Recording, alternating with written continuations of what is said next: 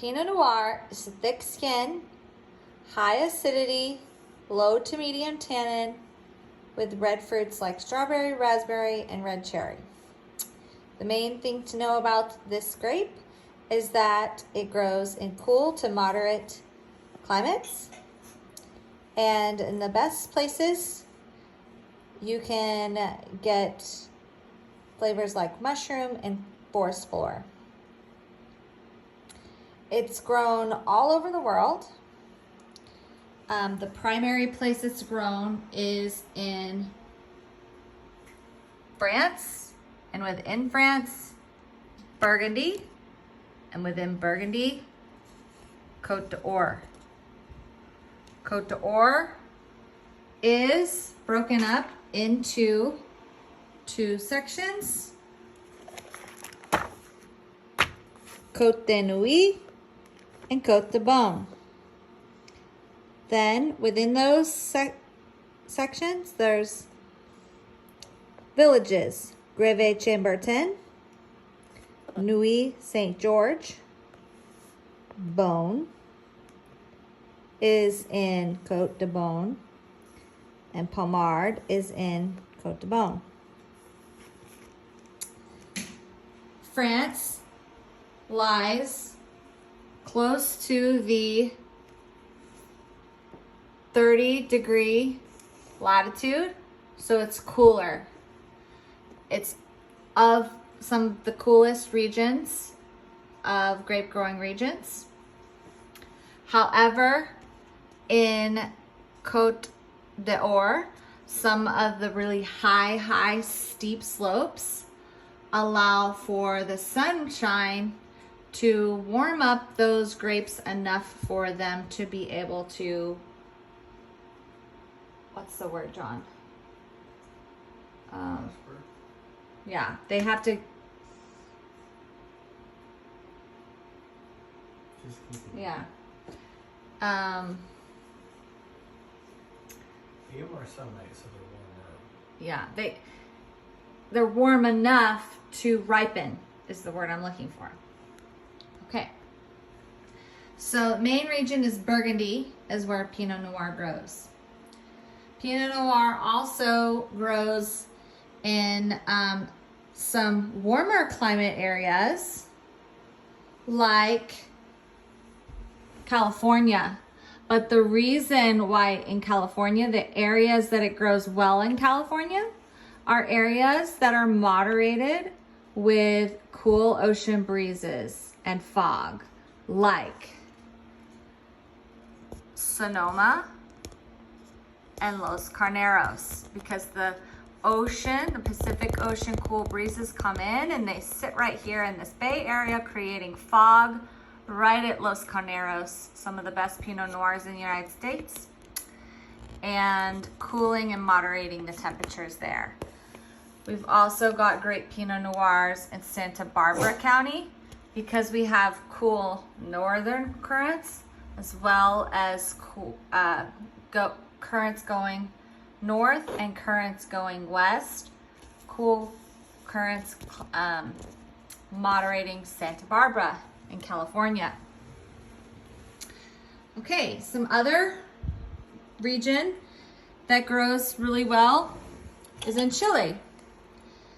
Now, Chile is actually pretty warm, and its longitude and latitude is very close to the 30-degree. So it's actually a pretty warm region in Chile where grape grows. However, there are mountains that go all along this coast here, and when those mountain ranges open up, they open up right here into this area called Casablanca. So the Pacific currents come up and they have nowhere to escape until they reach Casablanca in Chile, and that cooler area of Chile is where Pinot Noir can grow.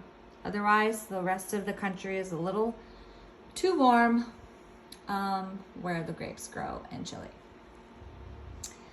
Africa. Africa is this giant country here. And at the southernmost tip of Africa is where you can get some grape growing here. The cool currents from Antarctic come right up and they hit the southernmost tip of Africa, right here near Walker Bay. Walker Bay is here, close to Cape Town.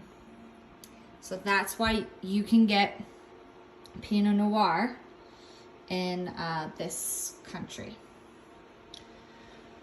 We also have Australia. Australia, almost most of the country is too hot to grow any grapes. But when you get to this part of the country, we're within the 30 to 50 latitude. And it's a pretty warm country, but right here at the bottom, cool climates come up from the Arctic Ocean, or from the Antarctic, and they go right into this bay area here, and that's actually called the Mornington Peninsula.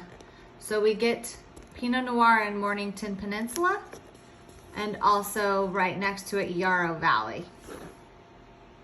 Okay, and then we have the country of New Zealand. New Zealand has, it's mostly north and south, and it's between the 30 and 50 latitude. So you can get a lot of different grapes, but your Pinot Noirs are going to be, it almost could be too cold down here in the south, and it could be too hot up here in the north. But somewhere central, we're getting some Pinot Noirs in what's called Martinborough and Marlborough, like the cigarettes. Down south, it's almost too cold, except there's a lot of mountain ranges here that protect central Ortega. And these are where some of the most prestigious Pinot Noirs in the world come from. And those are the regions where Pinot Noir grows. Is there anything else on Pinot Noir, John?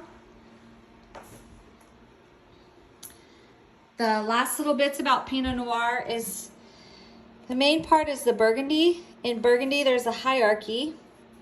We have the Burgundy, and then the Village, and then Premier Cru, and then Grand Cru is the hierarchy. And then we also have two different labelings.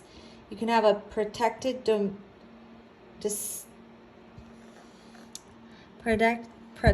design of origin, or protected geographic indication, PDO or PGI.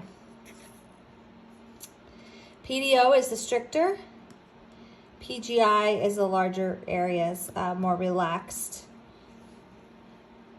standards. Both of these, the stricter and the more relaxed designations on labels, can be separated into two categories. One being the traditional, and then one being the newer standards. The traditional and the newer standards. So for the PDO, AOC is the traditional, AOP is the newer standards. For the geographic indication, Vin de Paix is the traditional, IGP is the newer standard. Try to remember the different areas and villages in Côte d'Or. We have Greve Chambertin in Côte de Nuit, Nuit Saint George in Côte de Nuit, Beaune in Côte de Beaune, and Pommard in Côte de Beaune.